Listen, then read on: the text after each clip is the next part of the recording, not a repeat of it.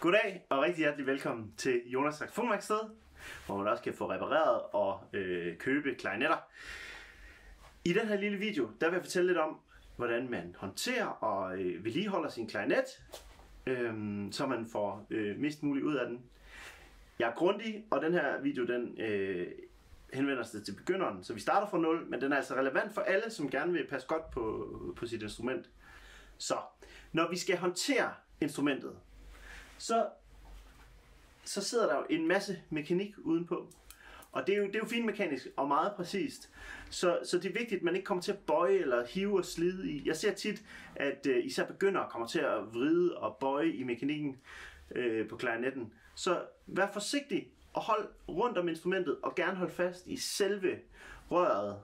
Det her er en plastikklarinet eller træet på en træklarinet, ikke også?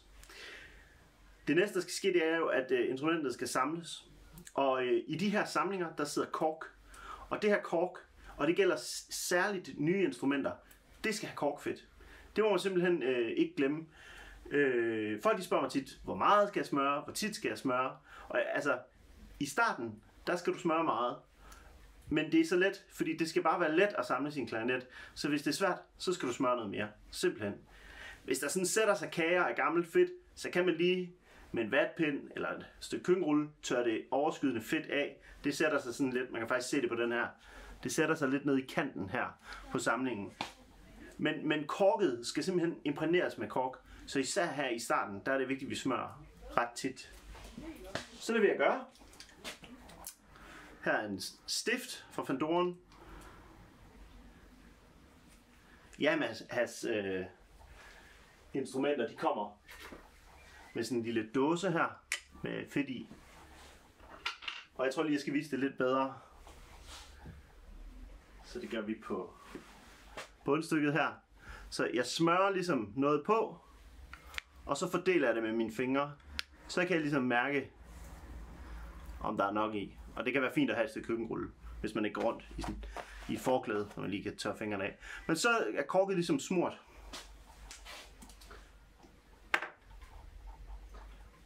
Og så kan jeg tage delene ved min klarinet. Her er sjalstykket, klokken. Og så igen, så holder jeg fast rundt om instrumentet, så ikke fat i mekanikken, så der er noget, der bøjer. Og når jeg skal samle instrumentet, så drejer jeg. Du kan se, det her det er et helt nyt instrument, så korket det er ret. Det er ikke lige sådan masset helt på plads igen. Det bliver nemmere og nemmere med tiden at samle sin klarinet, fordi korket det bliver komprimeret, så det passer perfekt, og så bliver det imprægneret af alt det fedt, man smører med. Men især i starten, smør. Sådan der. Når vi så skal samle klarinetten her på midten, det her, det går galt. Og det her, at jeg ser nogen, der kommer ind, efter de har haft deres klarinet i 2 uger, og så spiller den ikke. Der sidder mekanikken her. D-klappen. Den skal arbejde sammen med den her. Og det er super vigtigt, at når man samler klarinetten, så trykker du den der klap ned, så den løfter sig. Så når du drejer den sammen her, så mosler de ikke ind i hinanden. Sådan der. Og de to her mekanikker, de skal sidde på linje. Ligesom her. Sådan. Men det er altså vigtigt, og det er det vigtigste, man skal huske. Man skal trykke ned der. Fordi ellers så drejer de ind i hinanden, når man drejer klarinetten. Så skal vi skille vores klarinet ad. Og det er samme procedure. Vi trykker A-klappen ned, eller D-klappen ned. Og så holder jeg godt fast rundt om instrumentet. Ikke vrider i noget mekanik. Og drejer lige så stille. Sådan. Når du så skal lægge dit instrument fra dig, så vil jeg altid anbefale, at man lægger den i kassen.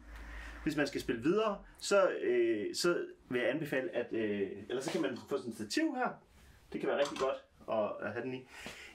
Man skal helst ikke lægge en klarinet på et bord, for eksempel. Det er den ikke godt af. Man kan lægge den på en pude eller en sofa, det er okay. Men ja, pas godt på den.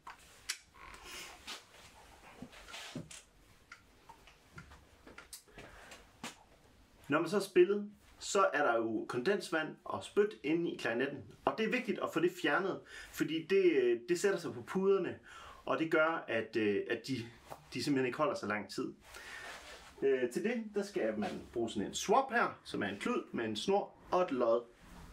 Og der kan man simpelthen tage stykkerne hver for sig, sætte den igennem, så trækker man den igennem.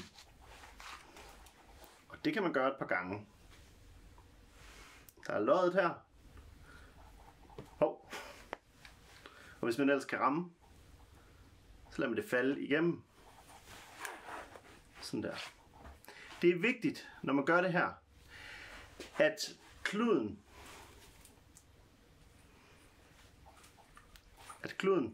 for det første er det vigtigt, at det er den rigtige størrelse. Så hvis man kommer til at købe en klud til en alt-saxofon eller noget andet, så dur det altså ikke. Og det kan være, den kan sætte sig rigtig godt fast inde i sådan et her. Så man skal være lidt forsigtig, når man gør det her. Og så er det vigtigt, at kluden den kommer ned ligesom med spidsen først. Hvis den sådan er klumpet sammen eller noget, og man får trukket forkert, så kan den slå knuder på sig selv. Så pas endelig på med det. Jeg skal altså en gang imellem fiske sådan en swap her ud af et instrument, og det kan være både svært og træls og dyrt. Så sådan her igennem, så får vi fjernet alt det fugt, der har samlet sig inde i instrumentet. Yes. Det med at swappe sit instrument, det er selvfølgelig særlig vigtigt, når det er et træinstrument, der er tale om. Det vil jeg snakke mere om et øjeblik. Nu vil jeg lige vise noget, fordi at her i min stol på værkstedet, der ser jeg altså, hvad der sker, når man glemmer at lukke sin taske. Så derfor er det super vigtigt, at når man lukker sin taske til sit instrument, så lytter man den med det samme. Det lyder banalt og simpelt, men i næste uge der skal jeg reparere 2 saxofoner, som er røget på gulvet af den grund. Man er færdig med at spille. Man står og snakker med sin lærer eller sine medmusikere. Så lukker man sådan lidt distræt tasken, snakker videre. Ej, det var fedt, og vi ses på onsdag igen. Og så svinger man den over skulderen. Og så ligger der altså klarinet eller saxofon ud over hele gulvet. Det er super surt. Så have en god vane med altid at lukke. Pas godt på dit instrument. I den næste del af videoen her, der vil jeg tale om nogle særlige ting, som gør sig gældende for træinstrumenter. Frygten, som alle, der ejer et træinstrument, lever med, det er frygten for revner. Man kan ikke 100% garantere det, og der kan være spændinger i træet, men vi kan gøre en masse ting, som forøger vores chancer for, at det går godt. Her er en rigtig flot træklarinet fra Yamaha. Og som jeg talte om før, så er det særlig vigtigt ved træinstrumenter, at man får swappet og får fugten ud af sit instrument, når det er et træinstrument. Det, som kan gøre, at en klarinet revner, det er, at der er forskel på fugtigheden inde i instrumentet og uden på instrumentet. Så hvis vi kigger ind i birnen her, så hvis man forestiller sig, at klarinetten er tør og stabil, og så spiller man på den i 2 timer, så den pladdervåd indeni, så er den fugtighed jo højere inde i træet, eller inde i midten, inde i kernen. Og fordi træet kan suge fugt til sig, så udvider det sig hurtigere på indersiden end i ydersiden, og så kan ydersiden så at sige ikke følge med, fordi den er stadig tør, og så revner den.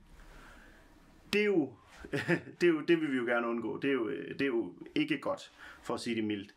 Så swap din klarinet, især din træklarinet, og opbevar den i kassen. Det er den anden ting. Det er rigtig fint at have klarinetten stående i et stativ. Nu kommer der lige en knallert. Vi er jo i Aarhus Nord. Ha' din klarinet. Det er fint at have sin klarinet stående i et stativ, når man spiller og skal sætte den fra sig og sådan noget, men når du er færdig for i dag, så pak den sammen i kassen, når du har swappet den. Det kassen gør, det er, at den virker ligesom som en form for skjold, så den udtørring, der sker, den sker meget langsommere og mere naturligt. Og så kan træet sagtens følge med, Det er altså instrumenter, der er lavet til at blive pustet våd luft igennem, så man skal ikke være bange for det her. Men det der med hurtig udtørring, som hvis den står fremme, især hvis man er i et rum med en tør varmekilde, for eksempel en brændeovn, men også varmepumper, og, altså luft-til-luft varmepumper og den slags, som er meget tørre. Det skal man tænke på. Den anden ting, man kan gøre for at vedligeholde sin klarinet, det er jo at oliere den indeni. Det vil jeg ikke gå ind i den her video. Det laver jeg måske en video om en anden dag, men det er en mulighed. Ellers så gør jeg det, når jeg har en træklarinet ind til eftersyn. Hvis den trænger, så olierer jeg den. Det er bare vil sige, hvis man gør det selv, så mindre olie end du tror. Det er ganske lidt. Det er få dråber, der skal til. Så der skal du virkelig være påpasselig med det. Det kan være, at jeg laver en video om det senere. Men hvis man har mistanke om, eller begynder at opdage en revne i sin klarinet, det kan komme og gå lidt. Hvis det nogle gange er det sådan helt tyndt som et hår, sådan en revne, og nogle gange går den væk igen. Så hvis man har mistanke om det, hvis man ser noget, så tegn det ind med blyant. Fordi så når du kommer her i værkstedet for eksempel, og viser mig det, så kan vi finde ud af, hvor det er. Fordi nogle gange kan det forsvinde helt i årene. Og det er jo altså ikke nødvendigvis en dødsdom med sådan en revne. Noget kan man stabilisere, og man kan sagtens reparere det, eller købe en ny del af en klarinet. Men det kan være svært, fordi det jo netop ændrer sig med, som træet bevæger sig. Og der er jo så også det, at nu går vi ind i, nu er det september, vi går ind i oktober, november. Det er de tørre måneder. Folk taler tit om kulde og varme og sådan noget. Kulde og varme, det er kun et issue, fordi at det også leder til kondens,